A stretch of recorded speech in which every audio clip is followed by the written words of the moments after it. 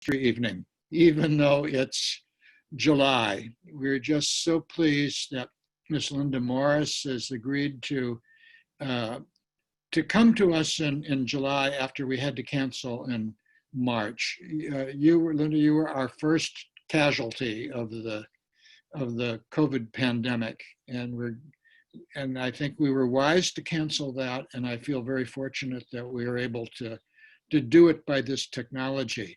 And I'll let you, Ms. Morris, introduce your fellow speakers, because you certainly know more about them than I do. But welcome everybody to the Baltimore History Evenings. This is our 13th season of presenting talks about Baltimore history. I call them talks, not lectures, although some of them are, they're lecture quality. But the idea is to get people, top quality people, to talk about Baltimore history in an informal setting where the audience is not just audience, but are also participants, particularly when we have modern history topics. We frequently have people in the audience who can raise their hand and make points that the speaker didn't know. I have really great memories over the year when Antero, early on in his research on housing discrimination in Baltimore, would be talking, and someone would raise their hand and say, I bought one of those Goldsecker houses, and tell from their own personal experience. And maybe we'll have some of this tonight. That's all really I need to say, because this is the evening of the presenters. And as I did say before, I have the book. It's a wonderful book. I was going to waive it. Allison can waive her copy. If we were meeting in person, we could have a pile of them there for you to rush up and buy and get them autographed. But that's not possible by Zoom. But I'm sure Linda Morris will tell you how you can get it. And I encourage you to do so. And so now let me turn the evening over to Miss Linda Morris, who will introduce her co-presenters and tell us about raising Black children in Jim Crow Baltimore. Thank you very much. Thank you for being with us.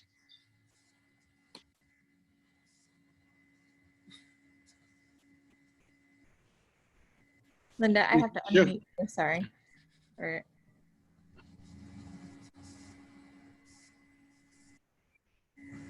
Come on, Zoom. I'm gonna let you do it, Linda, unless it doesn't seem to be working. There. I probably was unmuting as you were trying to unmute. Probably, but I think you're okay now. I'll go ahead and unmute Sidney as well then.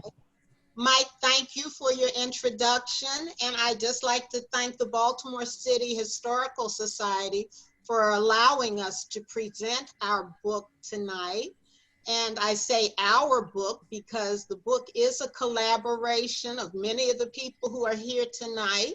And I will have speaking with me tonight my brother, John Morris, who wrote the last chapter of the book to show the statistics regarding Cherry Hill. I have also with me Sidney Rauls Ellis, who is from Cherry Hill. She's one of my childhood friends, and she has been the foot soldier for the book, going around telling people that we were working on this book and asking them to participate. So Sidney will be presenting tonight. And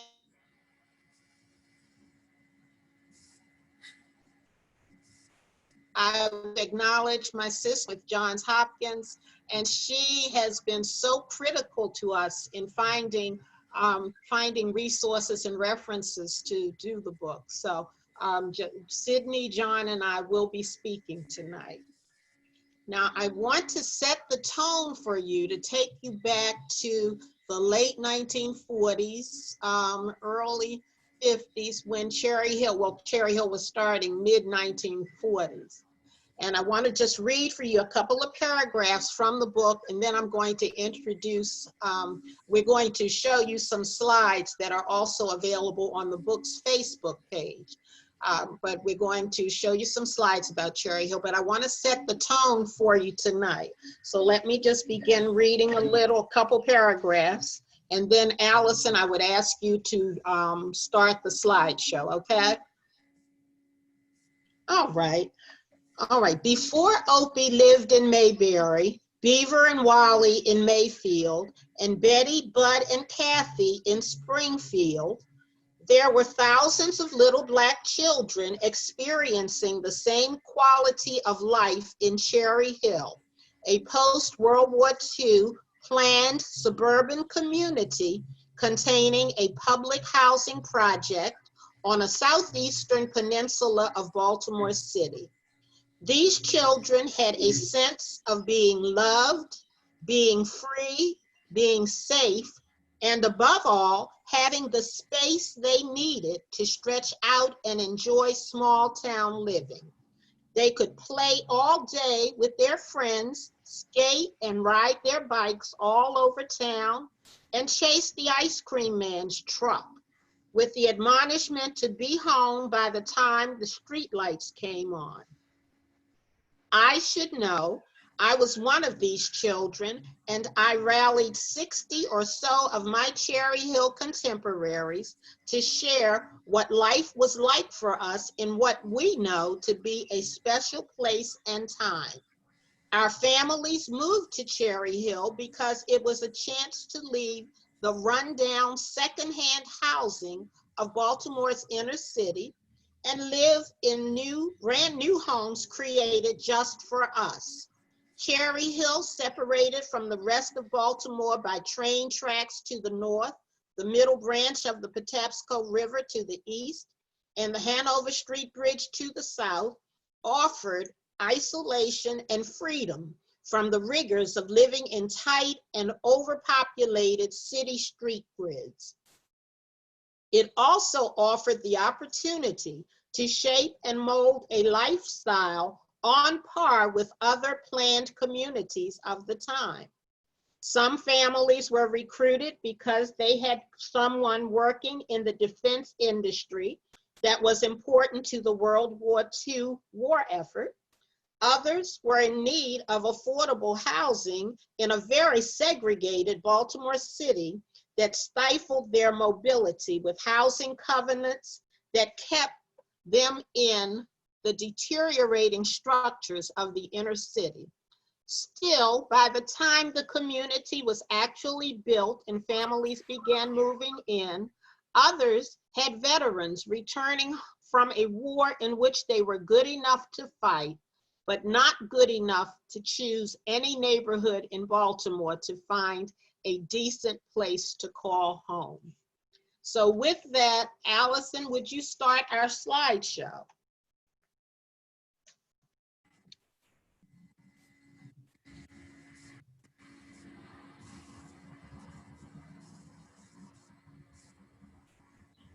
The speakers see that okay, everyone? Yes, fine. Excellent.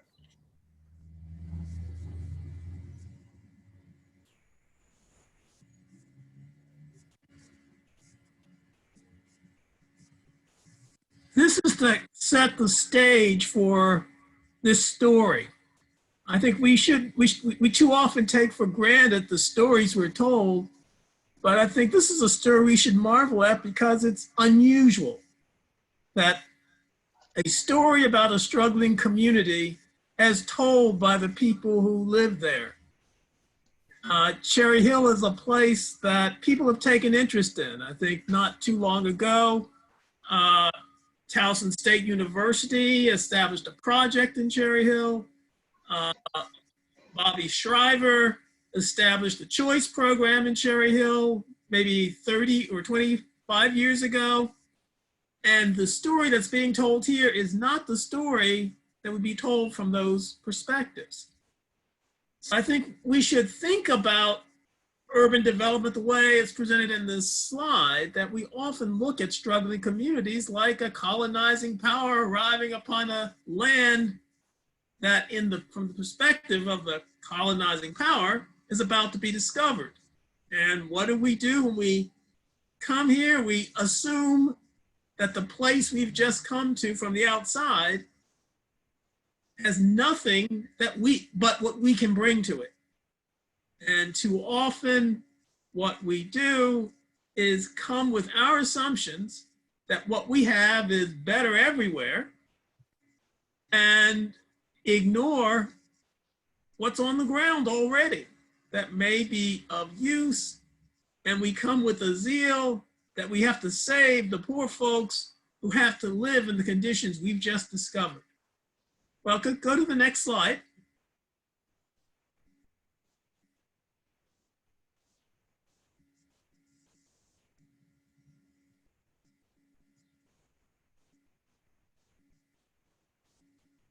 Cherry Hill is that kind of community. It was, we'll see from the history that it was built ultimately by people who didn't come to live in Cherry Hill, possibly for some very different reason than Cherry Hill came ultimately to embody.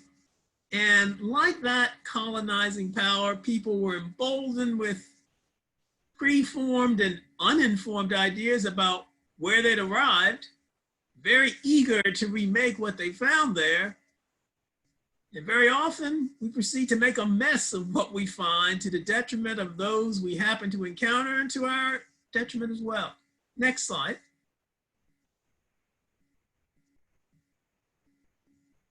And the story that is in this book is a collective memoir, the people who grew up in Cherry Hill. And it tells the story of a community from the perspective of the people who lived there before the people from the outside arrived to save it. And I think what we'll find, it was already saved, it was already thriving beyond our expectations. Next slide. All right, now this is Mayor Howard Jackson.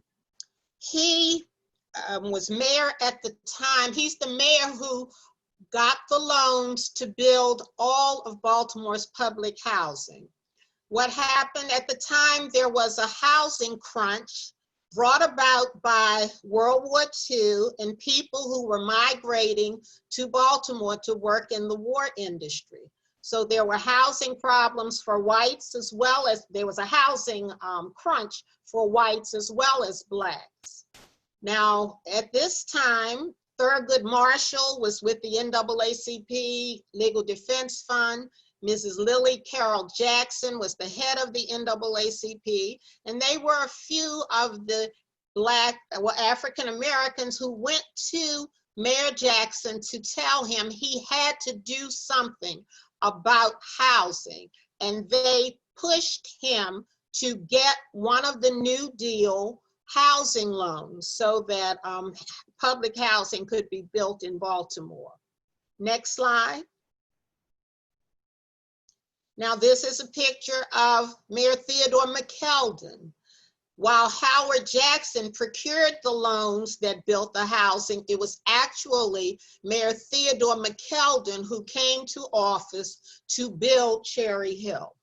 Cherry Hill was not an easy community to build for Mayor McKeldin. He had pots of money, he had 2 pots of money for defense war housing. One pot was for the community of Armstead Garden in East Baltimore. That was to house white defense families. And the pot set aside for what came to be known as Cherry Hill was set aside for Black defense families.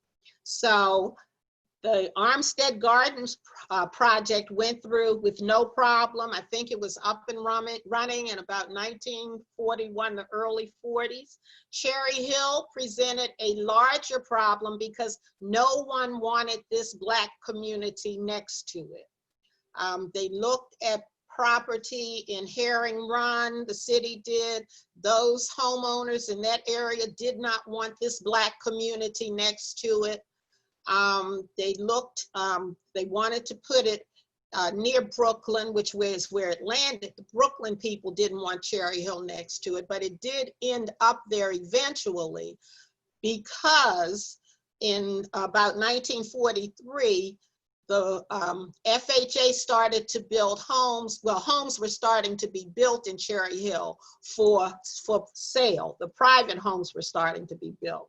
So Mayor McKeldin looked at that, and he thought that because the private homes were already going up, that there would not be as much objection to putting this public housing into Cherry Hill. So at that point, the city decided, gave the federal government the fact that it would put the housing in Cherry Hill. Now, before Cherry Hill was put where it is, Cherry Hill was a wooded area, and it had quite a reputation. It had, I think it had rooming houses, it had amusement parks. It was a beautiful site that earlier in the century, it was surveyed by the Olmsted brothers, the same brothers who designed Central Park. They recommended that Cherry Hill become a park. So there had been several recommendations for Cherry Hill. Another recommendation was that it would become Lincoln Park. When Lincoln, the attorney, died I think in the early 20s, they looked at Cherry Hill as a site for Lincoln Park, which we know eventually went into the Franklin Town Road area. So Cherry Hill had quite a past, and at the time that Mayor McKeldin sought to put the public housing into Cherry Hill, he did so with a lot of contention, but he made that decision, and the federal government was a little upset with the city when that decision was made. They weren't upset that it was made to put the housing in Cherry Hill.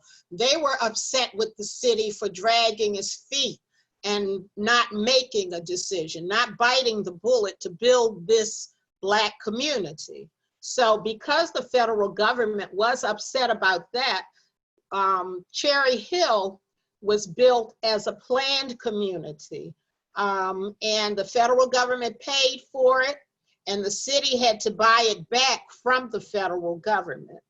Now, one of the reasons the federal government didn't build it as a planned community being benevolent, they built it as a planned community because Cherry Hill had no infrastructure. Segregation was an expensive system and that's one of the reasons the other neighborhoods did not want Cherry Hill, because they knew that if they got this community, they'd have to build separate facilities for those families, and the communities did not want to do that.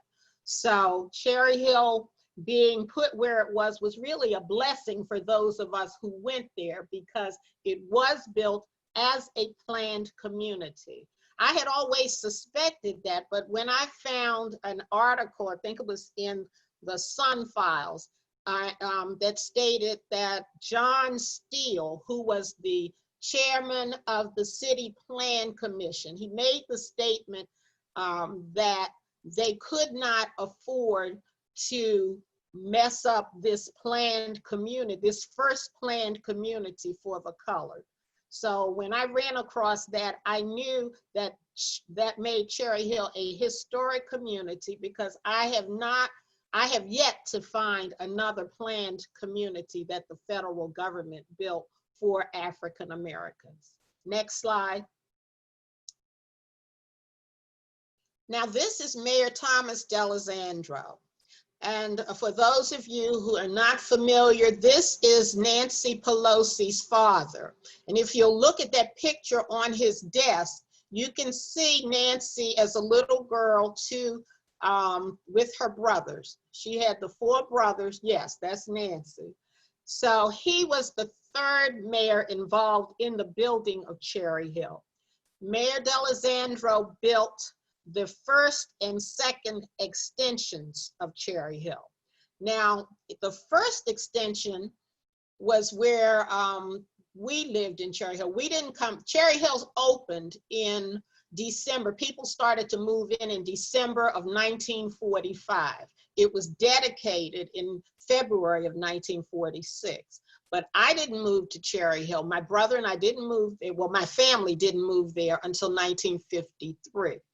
And while I was doing this research, we lived on Carver Road in that first extension. And while I was doing the research, I found an article describing Hilliard Robinson as the associate architect on that first extension. He is an African-American architect.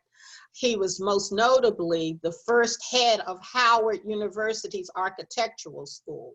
He was a graduate of Columbia University, and he had a fellowship when he graduated from Columbia. He got a fellowship to go abroad and go to Europe. And while in Europe, he studied space and Europe's housing and the economy of space that Europe used to build their housing. And he brought that knowledge back and he put it into this first extension in Cherry Hill. So I was surprised to learn about Hilliard Robinson, this African-American architect. And I should say, he was the first African-American to receive a federal contract, and he built the Tuskegee airstrip. So Cherry Hill had some heavyweights working on it. Next slide. Now this is the number 37 bus. And the significant thing about the number 37 bus is the only place it went was to Cherry Hill. Now, many of the buses, most of the bus lines in Baltimore at that time, if were the same number going into a community and coming out. The number 5 went up Park Heights Avenue, I think it was, went up to Pikesville, it would come back down as the number 5. But this 37 only went to Cherry Hill. Now the bus coming out of Cherry Hill was numbered the 28. And we suspect that the bus was numbered 37 so that people would know right up front that this is a bus full of Black folk and they are going to Cherry Hill. So if you got on it uptown, you could get on it uptown, but you needed to get off before it got to Cherry Hill if you were not Black. So that's what we often question why the 37 only went to Cherry Hill. And that's what we've come up with. And that's our story and we're sticking to it. Now, at this point, I want to introduce Sidney. Sidney, you're gonna have to unmute yourself. I want her to give you a brief tour of Cherry Hill. And I want you to notice the architecture. Cherry Hill has some very beautiful architecture. It was not a run-of-the-mill design. There was a plan for Cherry Hill and they laid Cherry Hill out very beautifully. It's laid out on the streets are ovals around the area. The streets are laid out in ovals, and in the middle of the oval at the top of the hill rests the shopping center. But Sidney is going to show you several of the streets in Cherry Hill. Next slide. Okay, this is Spelman Road in Cherry Hill, and this was the first street that's built for public housing. And the community center was not far from Spelman Road. Next. This is Carver Road. Many of the streets in Cherry Hill had significant Black history, and Carver Road was part of the first extension built under Mayor D'Alessandro. And it was very important that this street was named after an African-American person. Next. Oh, the shopping center. The shopping center was built in 1946 by Harry Marienberg and also built the Hilltop Shopping Center on Wrightstown Road in Rogers, which I think is still there. The Cherry Hill Shopping Center consisted of the A&P, which is our supermarket. We had a drugstore, we had a beauty salon, barbershop, hardware store, pool room, the famous Hill movie, the men's clothing, women, and children's clothing store. And also we had the cleaners, and also a shoe shop. And we also found out that Muhammad Ali stopped in Cherry Hill at the shopping center. And that was very important to most of the people who was aware that he had come to visit. Next. Now this is Ascension Street. You will see two of our friends at that time. It was Gwen and Seglinda Burns, and they was living on Ascension Street because people were able to buy these homes on that street, and they were privately owned. And her brother, who's Howard Burns, was a famous musician. And some of those families to this day is the adult children are living in the home. Next, Seagull Avenue. These were also private homes that people purchased.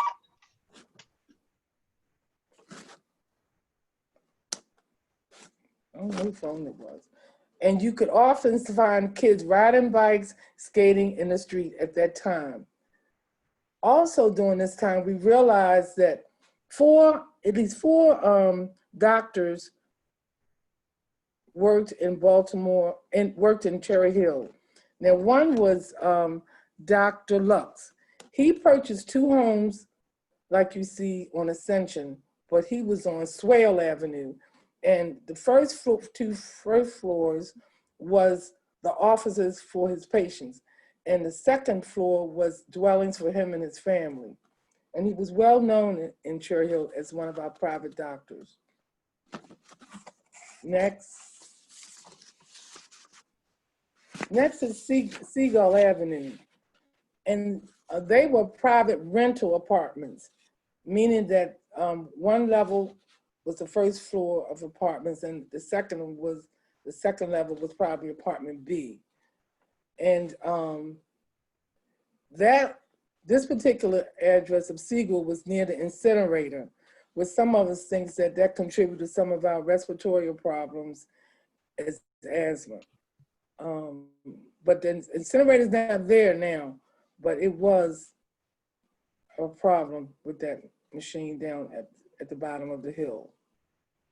Next is Cherry Hill Road. Now Cherry Hill Road had private homes, and as you can see, that they had a name, Venti Light.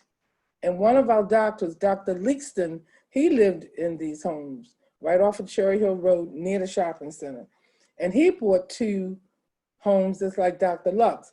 His office was on the first floor, and the family dwelling was on the second floor of the two houses.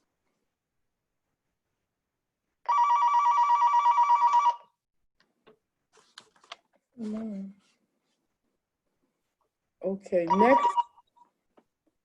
next is what's called Shellbanks Road.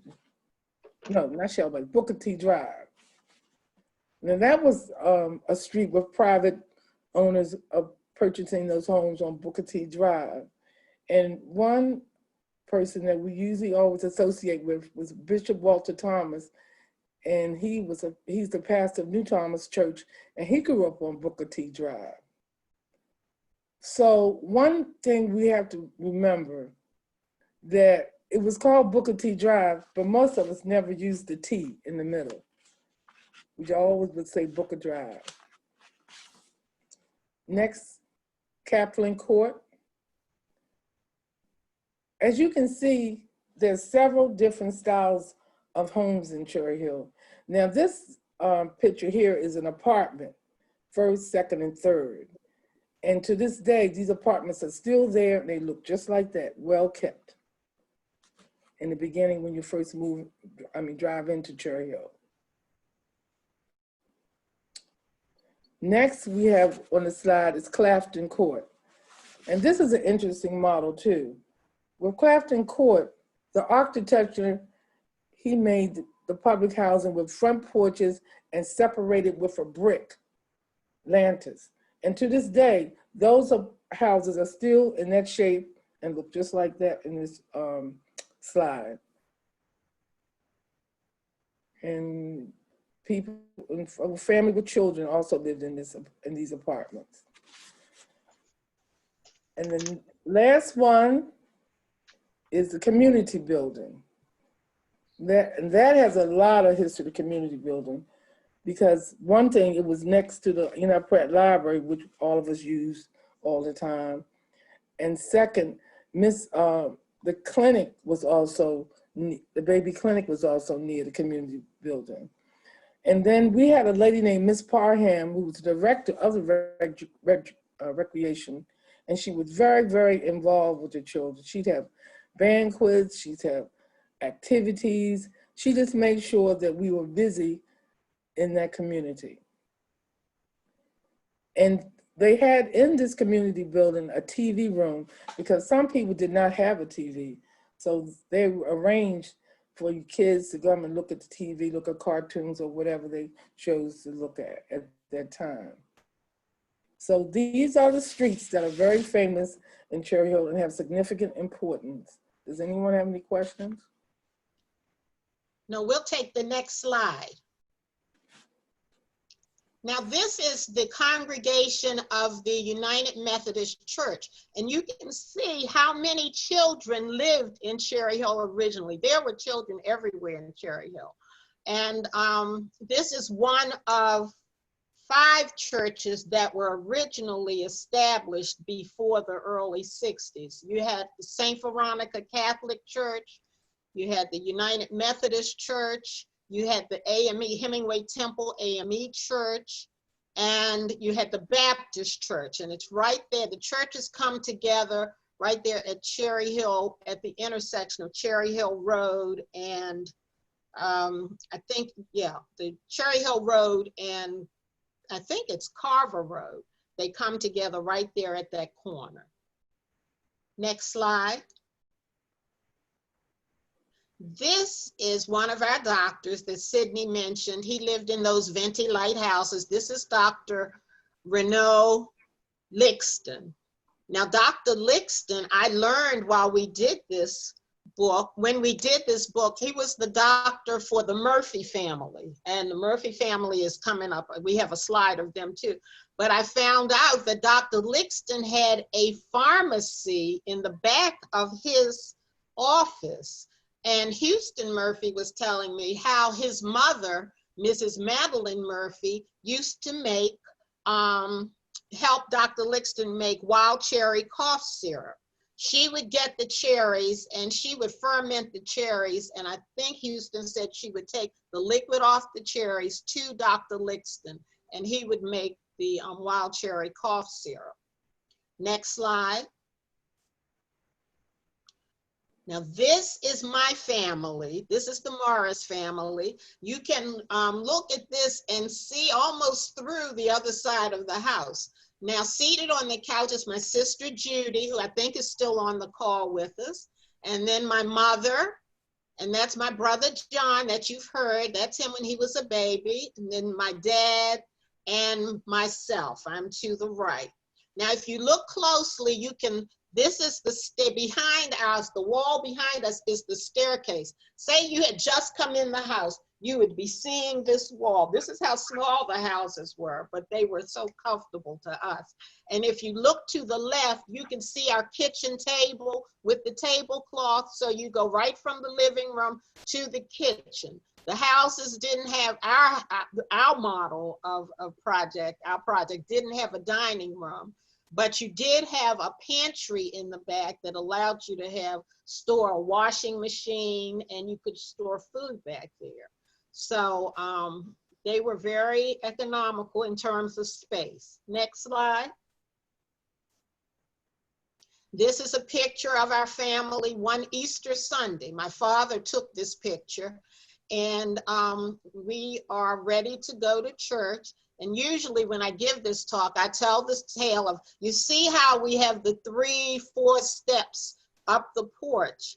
Well, one of the things we would do as children is we were always jumping, running, and playing. That was one thing Cherry Hill gave us, the freedom to play and be creative. And we would be Olympians jumping off these porches, not using the steps, jumping off.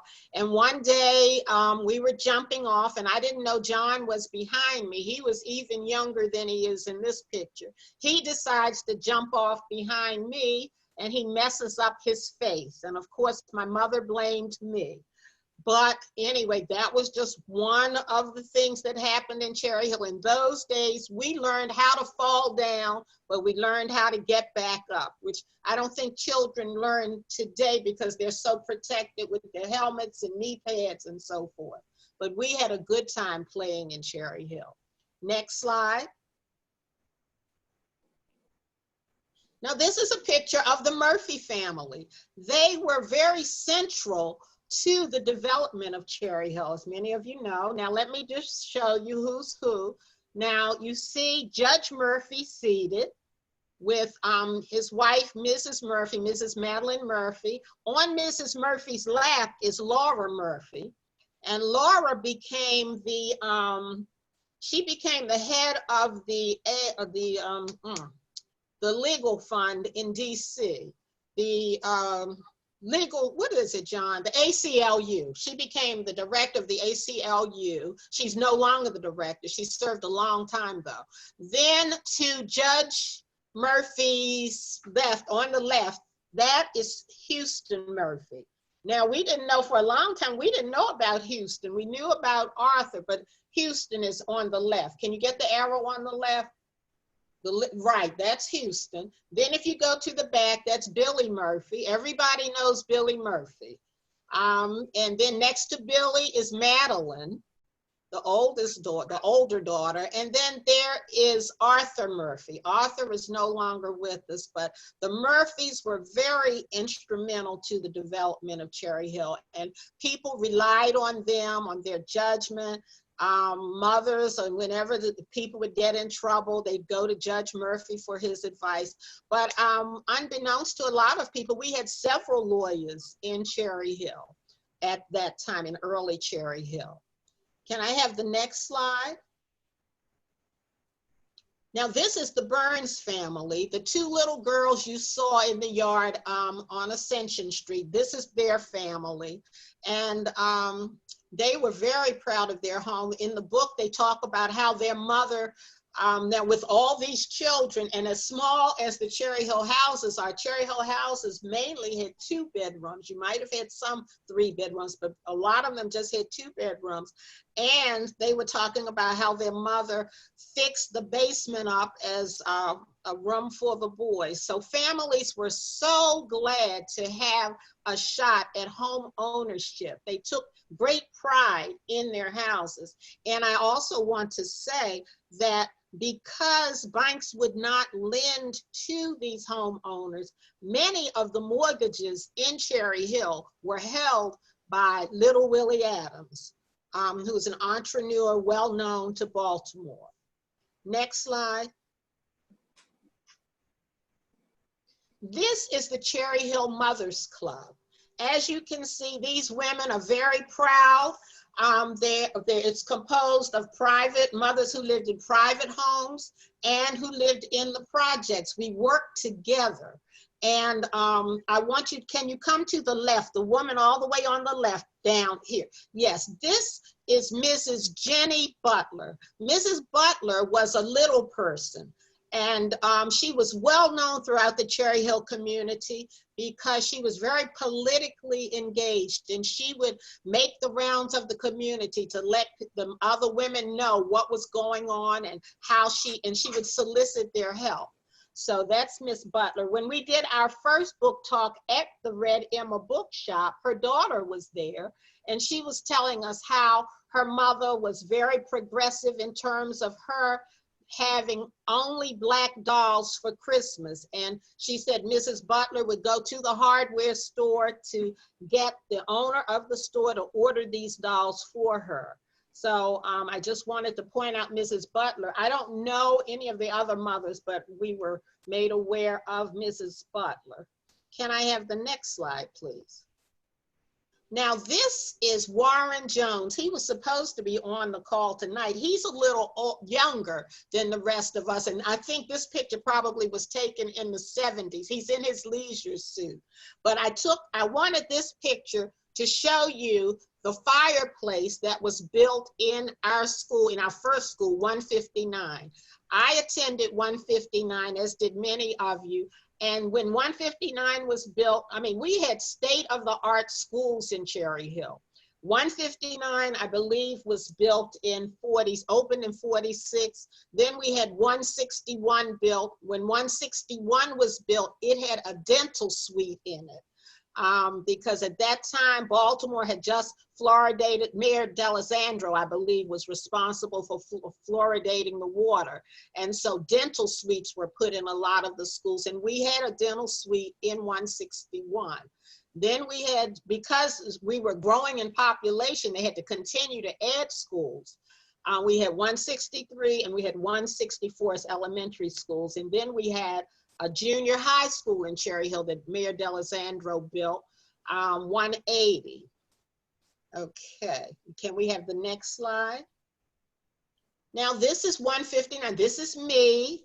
I don't remember who the other two young ladies are. We were, I think that was first grade graduation, and we were doing the bunny hop. I think that was out at the time. So we were in the yard, our school yard faced the woods. So we had a wonderful playground, and plenty of room to do school activities. And one of the activities we would do every year was May Day, when the community would come and we'd have a maypole and wrap the maypole. Can I have the next slide?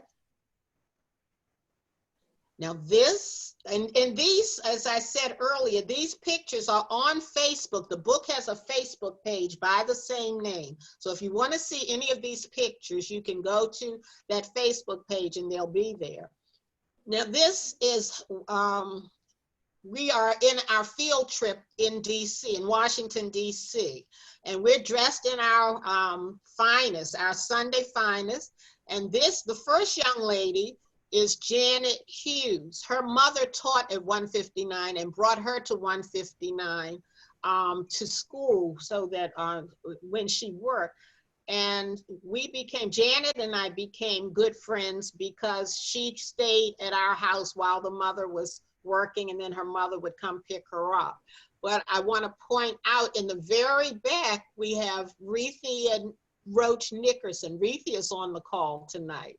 And so Rethia, that's you in the back, and we always look nice, contrary to the picture of project children, and we are all project children here. The four of us are project children. So we were always clean and dressed. In those days, you couldn't wear pants to school, so we always had to have dresses on.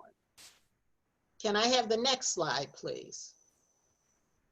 This is our class graduation picture, and I'm there in the last row on the left, and several people on the call are in this picture. Now, Veronica, who doesn't want us to see her face, can you come over to the right?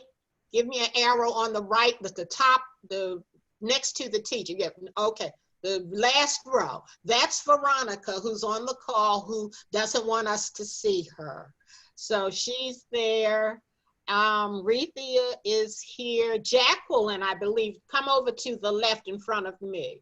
I think Jacqueline is on the call. I saw Jacqueline, Sewell Thomas. And Rethia, I can't find you. But we were all, education was just very important to the Cherry Hill community. Next. Now, this is Mrs. Hattie Carroll. Mrs. Carroll, I put her picture in here because this is about I don't know what year this is, but in 1963, I believe it was, Mrs. Carroll was killed in, she died as a result of an assault in the Emerson Hotel. That's what it essentially is, an assault. I don't know how many of you as native Baltimoreans remember the Zantzinger murder. She was killed by Mr. William Zantzinger. And this 1963 is the beginning of the end of the golden era of Cherry Hill, because we have the civil rights movement beginning to come in. And we have, in 68, of course, we had the riots that resulted from the the assassination of Dr. King. We had the Vietnam War. So from 63 to 68, we're seeing the end of that golden period of Cherry Hill. And then Cherry Hill goes on to become drug-ridden and gun and the victim of gun violence. But Mrs. Hattie Carroll was the subject of a Bob Dylan song. I don't know how many of you know, how many of you are Bob Dylan fans. I love Bob Dylan's music, but I didn't know about this song until one of the people working on the book with me brought it to me, Charity Welch. She found it. And we have it here. We're going to play some of it for you. It tells the story of how she was killed. She was a waitress at the Emerson Hotel. There was a Southern ball, society ball, they called it, and the people wore top hats, and Mr. Zantzinger carried a toy cane. And he was assaulting the wait staff, mostly Black, with this toy cane when they didn't move fast enough for him. He was hitting the women on their rear ends, but with Mrs. Carroll, she didn't move fast enough for him, getting him his drink. He was already drunk when he came to this affair. It was documented. And when she didn't move fast enough for him to get his drink, he tapped her on the shoulder. He called her out of her name, as we say. He called her something that was not nice. And it made her so angry. She told her coworkers, that man made me so angry. And consequently, she had a stroke that night. They didn't know that's what it was, but they had to call an ambulance to take her out. She died the next day. And because she didn't, because she didn't die till the next day, they didn't arrest Mr. Zantzinger right away. When they arrested him, they charged him, I believe, with assault, but the state's attorney said he couldn't charge him with murder because she had this pre-existing condition. The trial was moved out of Baltimore up to Hagerstown, I believe it was, and he had a three-judge panel hear the case.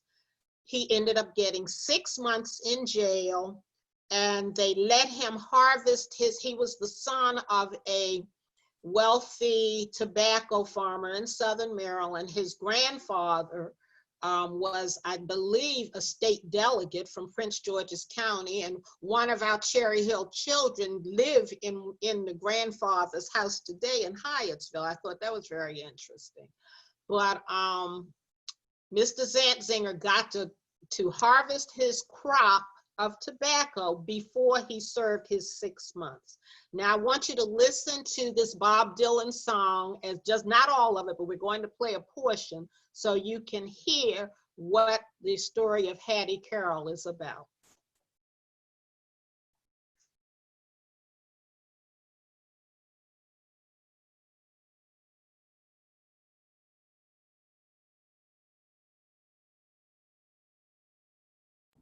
Are you hearing it?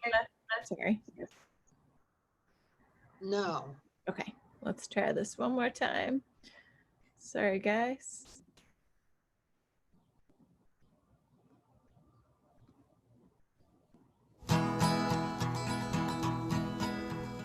William Zantzinger killed poor Hattie Carroll with a cane, let it twirl on his diamond ring finger at a Baltimore hotel society gathering.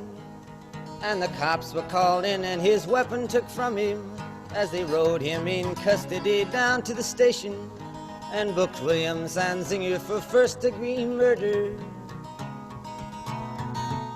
And you who philosophize disgrace and criticize all fears, Take the rag away from your face. Now ain't the time for your tears.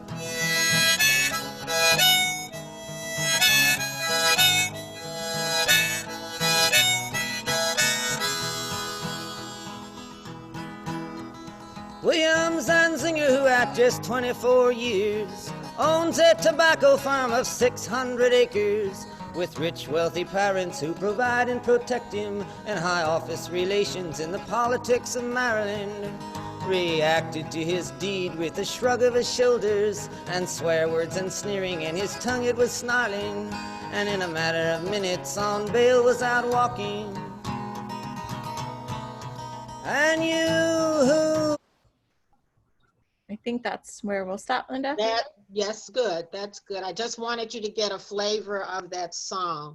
Now, Bob Dylan, I understand, was 19 when he wrote this song. And I really would love to have interviewed him for the book to find out why this touched him in this way. But I didn't get that chance. And believe me, I tried. I really tried contacting him. Okay, can we have the next slide?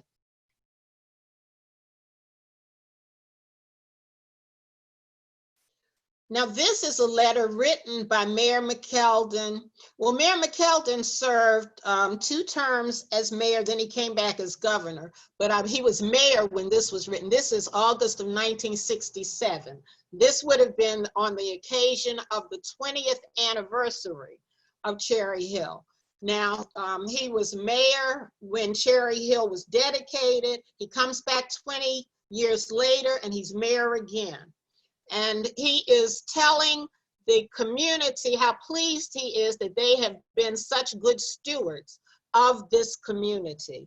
And the Cherry Hill community had a wonderful relationship with Mayor McKeldin. It was a very politically oriented community at that time. Cherry Hill was overwhelmingly Republican. They had 4 Republican clubs to 1 Democratic club. But it was a very politically active community, and politicians often came to Cherry Hill to solicit the votes of that community. It was a really powerful voting bloc at that time. Next. Is that the end? Oh, there you go, John.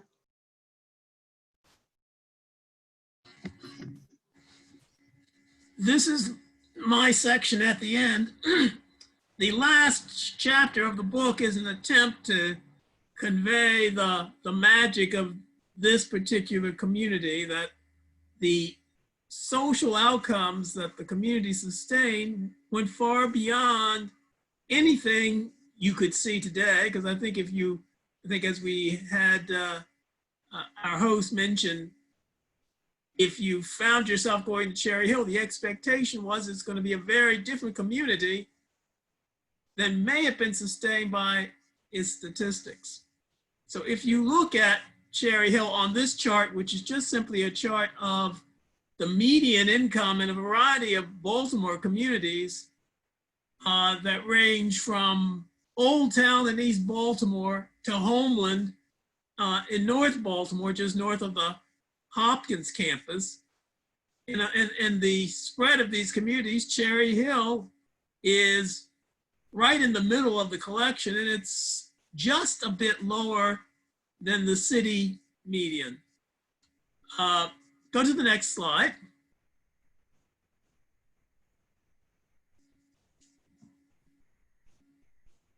When you again look at Cherry Hill, the expectation is this is a community that predominates with public housing, but in terms of the percentage of owner-occupied buildings, about 30% of Cherry Hill's dwellings are owned by the people who live there, which in this array of Baltimore communities taken from the various censuses, Cherry Hill is right in the middle. A higher percentage of owner-owned dwellings than you would get in Sandtown, Winchester. There are 3 tracts from Sandtown that were sampled. Old Town, and 2 tracts in Old Town. Go to the next slide.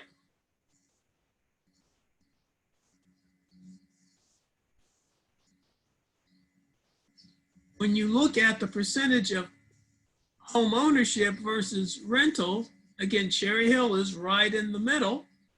It's certainly not as high as Highlandtown, Homeland, one of the Sandtown tracts that I sampled in my demographic analysis, Hamden, but it's higher than another Sandtown tract. It's higher than the median of Baltimore City. Go to the next tract. Next slide, rather.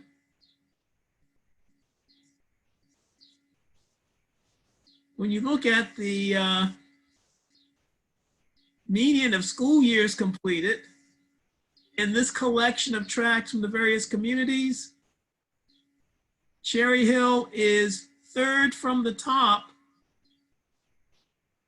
with only a tract in Sandtown and Homeland greater than it. Go to the next slide. And this is an interesting one. The percentage of the female population employed. This is not necessarily a reflection of women getting work, but it's a reflection of the extent to which women didn't have to work or chose not to work, principally to raise children. And here what you see is that Cherry Hill, of the various neighborhood census tracts sampled, had the second lowest percentage of adult women employed next to Homeland. So what you basically have is Cherry Hill has a greater capacity to raise children with mothers being able to stay in their homes. Let's see if there's one more.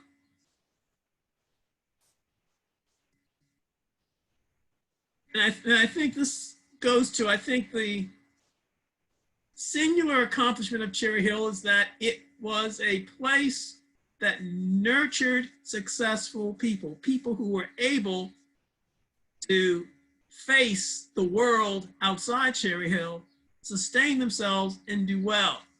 The next to last chapter of the book documents those successful people. It's called The Fruit of Cherry Hill, and I recommend that to you. Because the children it nurtured were able to succeed, I think, beyond anyone's expectations. Cherry Hill is a place that is thriving beyond what anyone would expect, despite the struggles that are typically associated with it. Next slide.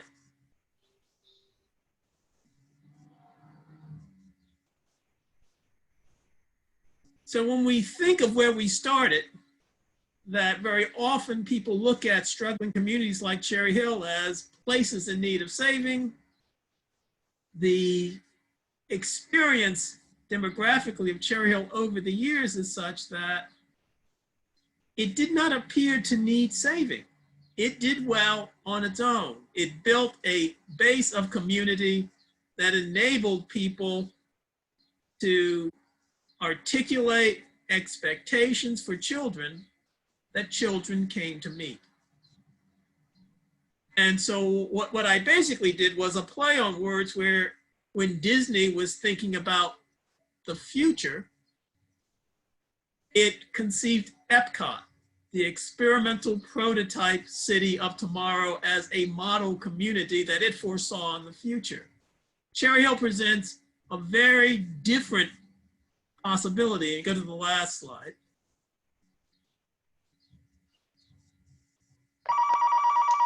And this is basically what we have: an accidental prototype urban community of yesterday. The success of Cherry Hill was not something people foresaw and designed systems to bring into being. Cherry Hill was not isolated for that purpose, but that isolation promoted it. Cherry Hill was not all Black because community identity promoted success. That was for a different purpose. And so what I think you have in Cherry Hill, when we look at urban life could be, we can look back to yesterday and get an understanding of what this community accomplished by building an infrastructure in which people could work together, could support and sustain the dreams that people had. Now, what I'm going to do is read the last chapter of the book, which I think kind of reflects the Cherry Hill story. In the end, Cherry Hill had room only for need and neediness, not for otherwise unexpected and unfulfilled promise. To this extent, Cherry Hill represents a lost opportunity. For those fortunate enough to have lived there, during those early years, it was a lost dream, not only of what was, but also of what could have been. And it's the could have been that gets lost here. We too often and too readily see the need and the neediness that is, and have far more difficulty seeing the promise of what could be. And what you see in Cherry Hill, and in some of the pictures we've had today, the Mothers Club. The Mothers Club existed to promote a vision for children that in which they succeeded. And those mothers and those fathers who contributed as well raised those children to succeed. And this is a community that succeeded on that basis. So I think when you look at Cherry Hill, in many ways, what we see today is not necessarily what those mothers conceived. Because I think what that community could have been is what drove them, and that is still to be accomplished. So I think at this point we can take questions. Okay, so I'm gonna go ahead and stop the share here so we can all look at everyone's lovely faces. If you have any questions, please feel free to put them in the chat. I have one already here that has come in, so I'll just put this to our panelists. Sydney, I do think you have to unmute yourself if you would like to answer, just giving you the heads up. So one question that came in was, have there been efforts to get Cherry Hill listed on the National Register of Historic Places? In particular, the elementary school that you spoke to, Linda, could be a historic landmark. And sort of along with that, I wonder if this is the only, I know you spoke of another planned community, but do you know if this is the only planned community built by the federal government for African Americans? As far as I know, this is the only one. I've been saying this for 2 years now. No one has corrected me. So as far as I know, this is the only planned community. And like I said, they didn't do it purposely, but it's because there was nothing in Cherry Hill when they made the plans for the community. And what was the second part of the question about the Historic Registry? I looked up what it would take to do that. And I found there are a lot of requirements for the homeowners if you do try to apply for historic status. And because I don't live in Cherry Hill, I didn't know if the community wanted to deal with having to meet those standards. But I would love to see it declared a historic site, now a historic community. Now the elementary schools have been, instead of 4 now, there are 2, and they're very nice. They are 21st century schools that Governor Hogan opened last year, year before last, I think it was. He dedicated them year before last. So the school that I went to is no longer there. The facade is there, but they've built the school of.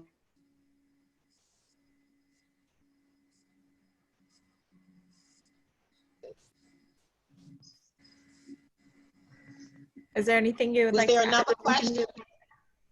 Is there anything you want to add, John or Sydney, about that? No, I have nothing to add. Okay.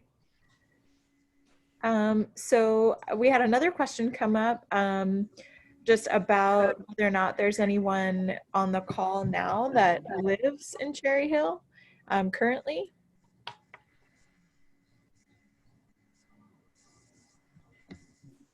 And you can throw that in the chat or ask to unmute. I don't see anyone commenting. I did have one question, Linda and John, about the records that you guys were able to find. So did you look at federal government records related to building the community? Were you able to find anything at the National Archives? Now, I didn't go to the National Archive. Let me share with you my research path. I went to start out, I went to the Baltimore Housing Authority.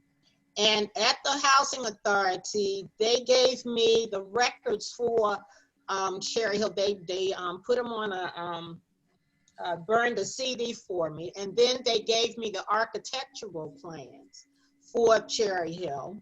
And that's how I found out, that's how I confirmed that Hilliard Robinson was the associate architect on Extension 1.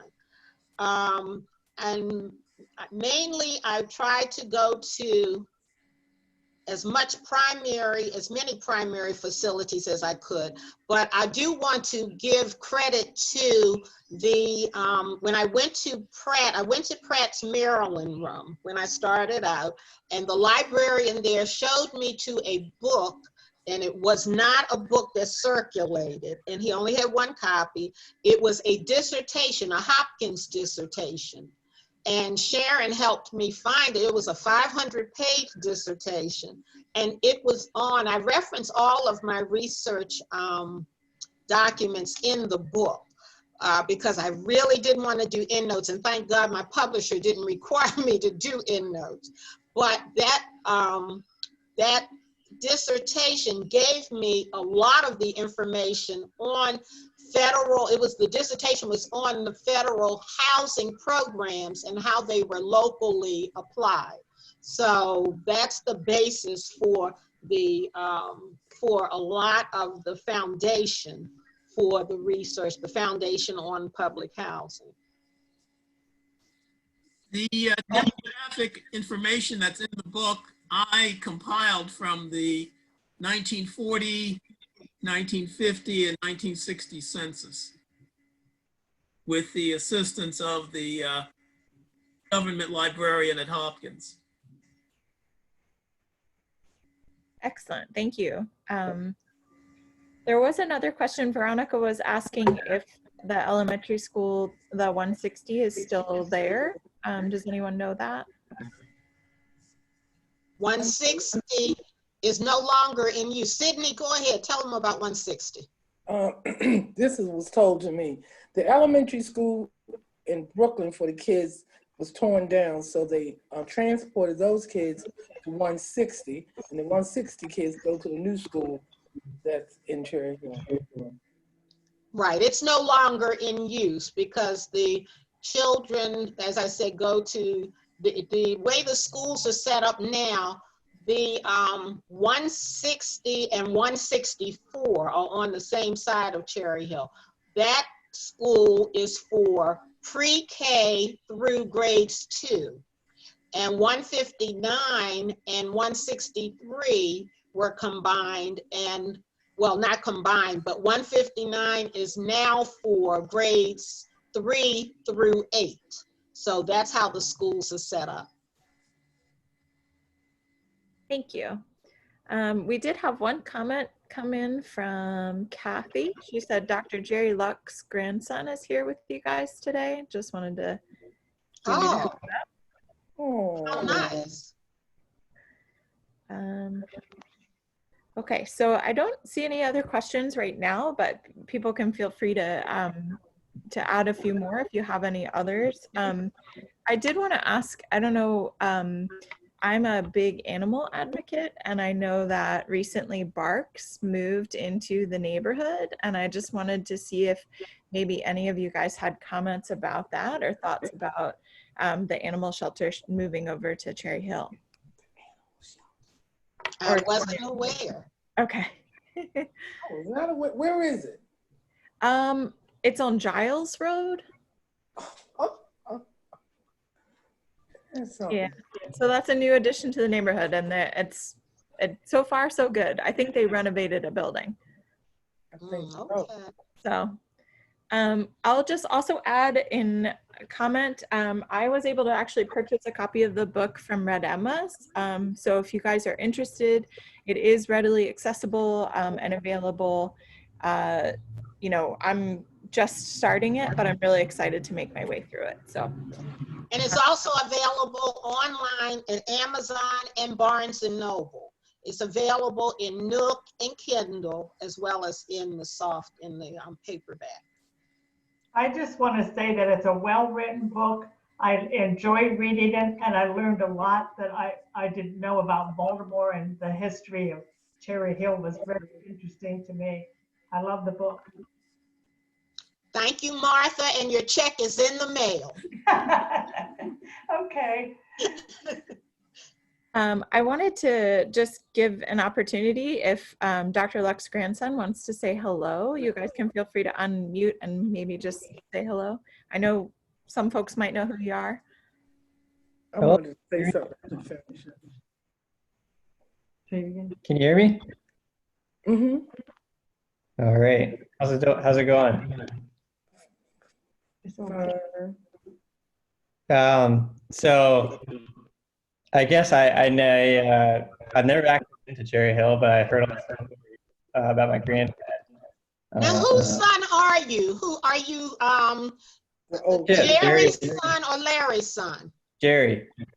Oh, wonderful. Wonderful. Yeah. You're in Pennsylvania? I am, yeah. Okay, Jerry was a renowned heart specialist at the at Hershey Medical Center, right? Right. And I worked there with his boss.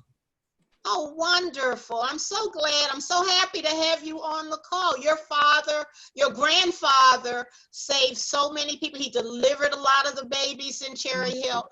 And for years, he only charged us $3 a visit. It was always $3. And that was well into the 1970s. I continued to go to him when I became an adult. He was brilliant. He could just look at you and tell what was wrong. He didn't have to take tests. And if he couldn't handle it, he would send you elsewhere. But Dr. Luck was a brilliant doctor, and he was just a godsend to that community. Can I say one thing? At all, if our parents didn't have money, he still saw us and took care of us. We love Dr. Luck. We really did. He can cure you in 1 hour. I'm not kidding.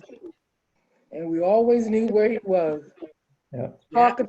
But I didn't know he delivered so many babies, though, until people told us later. I didn't know that. Yeah, I'm a Dr. Luck baby. Babies clinic too. He worked there. 1,000 babies in Cherry Hill.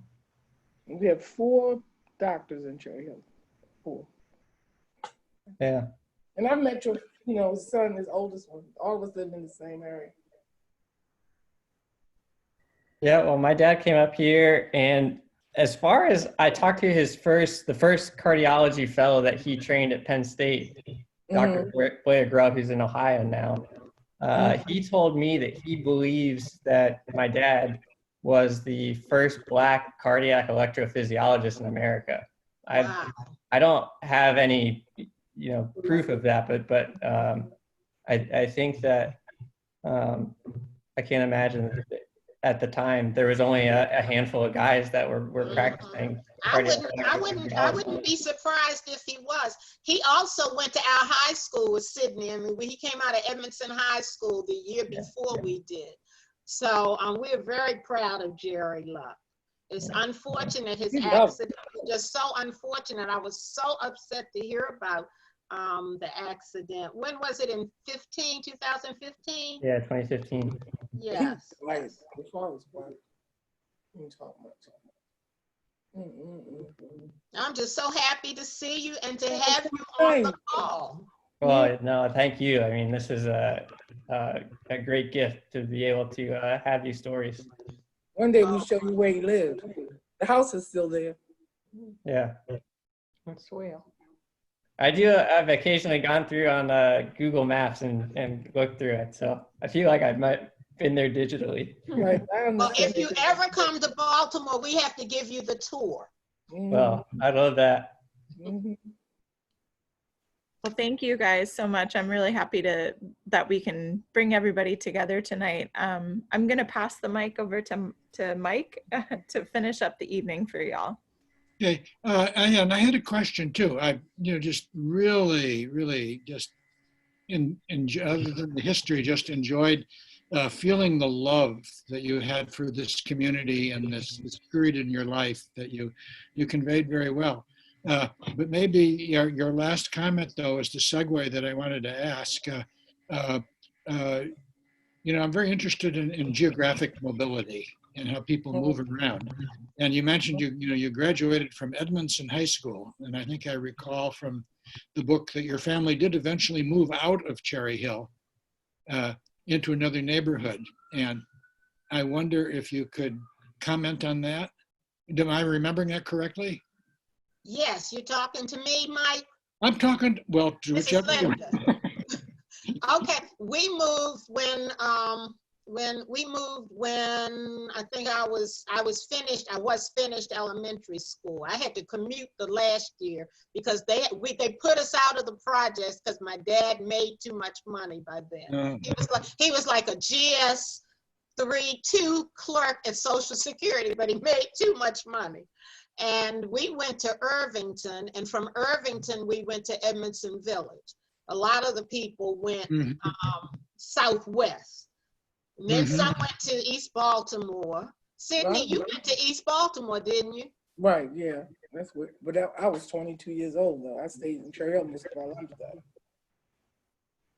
though. One aspect of the community, I could say the misunderstanding of what that community offered is that it offered mobility. And mobility wasn't built in that community. It was a place that people could only see warehousing people. And its population doubled in 10 years. And what came out of the growth was that I think we're dealing with a time when much of Black Baltimore just kind of blew out of downtown neighborhoods where people have been segregated into neighborhoods that were segregated for white people.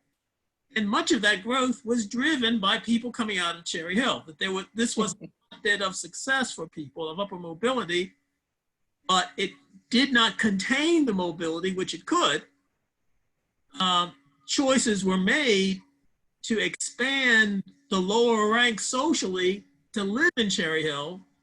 And maybe that was a good decision for the rest of Baltimore, but it created problems inside Cherry Hill for later years. What I think, and I guess going back to the success of things, and what you basically had were people working to promote the success of other people. Your grandfather was someone, for me, when we left Cherry Hill, we still went back to Cherry Hill for medical assistance. I was seeing Dr. Luck before I went off to college. And we had left the community when I was 6. And when I came back, I was sharing my expectations of where I was going to law school. And Dr. Luck said, basically, do you know George Russell? Let me introduce you to George Russell. He never did that, but he offered it. So he was always looking to push people toward their dreams and to help carry them there. And I guess while that prospect never materialized, that he offered it, that he was a resource, was something I always valued. So, I value your grandfather for a variety of reasons. And he's part of that social infrastructure that promoted success in that community. Definitely. Attending to people's health. And do you think maybe some of that infrastructure and support has perhaps been challenged by the greater sort of integration of society, which is certainly a good thing, but where the kind of cohesive Black community that could give the support that you described from Cherry Hill becomes, yeah. I think the answer to that question is yes, but it's complicated. Yes, of course. That success was very intentional for the people who lived in Cherry Hill. It was incidental and not necessarily purposeful for the people outside Cherry Hill. Mm. And that, I think, it's that tension that's part of the problem, that many of the decisions made by the people outside Cherry Hill and the Housing Authority and City Hall didn't promote Cherry Hill's mobility internally. Mm-hmm. The presence of a relatively vibrant home ownership community in Cherry Hill helped decide the location of this public housing in this particular area. The city also did was to stop building private home opportunities for people who, after they emerged from public housing, where they could participate in the private housing market in Cherry Hill. Cherry Hill was a place that people thrived and wanted and could stay. But if you wanted to get your own home, you had to leave Cherry Hill. Mm. And that's, I think, the flaw in the conception of Cherry Hill that gets executed by those who planned it. As the book says, they didn't plan for people's growth. Plan for people's need. Mm-hmm. It remained a community of need, and not necessarily the promise that it ultimately embodied, because much of the success was by people who left Cherry Hill, but they were equipped to leave Cherry Hill. Mm-hmm. What could they have built in Cherry Hill that would have been a model for a lot of other communities in Baltimore to sustain Baltimore's growth? That's true. Yes. Well, thank you for that very comprehensive answer, and thank you for. I mean, one of the things that I've just been very gratified in the series of talks over the years is the way it's open windows for people. In you know, we live in Baltimore. We think we know Baltimore, and there's much of Baltimore that's going on that we have no idea, not only in the historical past, but in our people living in Baltimore today. We don't know about lives outside our own particular communities. And so I think this book and your presentation tonight does a very valuable service, and not only awakening some of us to the historical past, but to awakens our imagination to what's going on in Baltimore now that we may not be aware of. It reminds me of, there's one of our presenters a few years ago had written a book, Guy Holliday, a book on Stone Hill, and looking at that community, and you could see how Stone Hill is sort of in Hamden there, it was a mill worker community, and where you see that some of it is outside forces that the people there have no control over come and created that community, and also then changed the economic support for the community. And then there's just the factor of time changing things. But what makes the community is the people who live there and what they've done with their lives, you know, in the face of these outside factors and the changing history. And that's what it's all about, is the people. And I think you all, the three of you who are formal presenters, and you know, it's what I said at the beginning, we've had some things here from people who have, you know, not formal presenters, but they're part of the story and have contributed their part of the story. And I just thank you very much for being part of the history of Baltimore here on this July night in 2020. And I look forward to starting again in January when we begin our series again, when we explore other communities and other movements and other people in Baltimore. I should actually, I'd be remiss if I didn't make the pitch. I've got the president of the organization here. I don't want her to bawl me out. That, you know, the Baltimore City Historical Society is a completely volunteer organization. We're interested in your, people's participation. Your being here tonight helped make what we do possible. We're kind of like public radio. We make things available. We don't charge. We don't ask you to, to pay at the door. But we do say you have an opportunity to contribute. You can go to our webpage and, whatever you want. We've just as sort of a little gimmick here, $20 for 2020, if you'd like to help support the organization.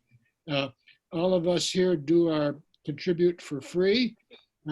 Chris Whitaker here, who's our web guru, and Allison and Heather and others. But we do have expenses. We have a newsletter and we have rent, and you don't get a website for free. So if you'd like to help join us, you can go to the BCHS website, and it's a real easy way to contribute. And just a final word, thank you all for your contribution to the continuing story of Baltimore. Let's continue to make this a good and hopeful story where people can do better and do good, and we can create a community that we're all proud of. So I guess that's my preacher statement, not my historian statement. But that's the approach I take to these evenings into Baltimore history. Thank you for having us, Mike. Can you hear me? You're very welcome. Thank you. Can you hear Thank me? you everyone. so much for being here. And go out and buy the book. Buy the book. You've seen the movie tonight. Now go read the book. Good night, all. All right. Good night, everyone. Bye. Bye.